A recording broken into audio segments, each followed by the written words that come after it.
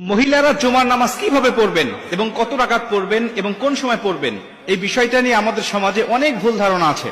অনেকেই বলে যে মহিলারা জুমার নামাজের মতো 2 রাকাত আদায় করবে।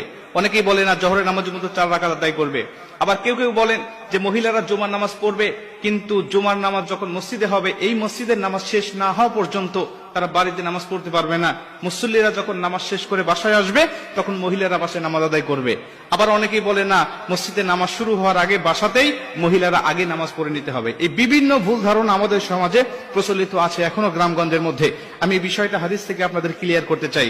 সুনানে আবু দাউদ শরীফে বর্ণনায় আল্লাহ রাসূল সাল্লাল্লাহু আলাইহি ওয়াসাল্লাম বলেন, প্রত্যেকটা মুমিনের জন্য অবধারিত করে দেওয়া হয়েছে, রাসূল সাল্লাল্লাহু আলাইহি ওয়াসাল্লাম বলেন প্রত্যেকটা মুমিনের জন্য আবশ্যিক করে দেওয়া হয়েছে, তারা মসজিদে গিয়ে ইমামের পিছনে জামাতের সাথে তারা জুমার নামাজ আদায় করবে।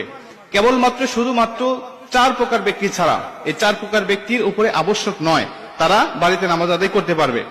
এদের মধ্যে প্রথম নম্বর হলো কৃত দাস দাসী, যারা অন্যের অধীনে ছিল, যারা মালিকের অধীনে ছিল। অনেক মালিক ছিলেন, অনেক মুনিব ছিলেন যারা বিধর্মী, কৃত দাস দাসীদেরকে ছুটি দিত না।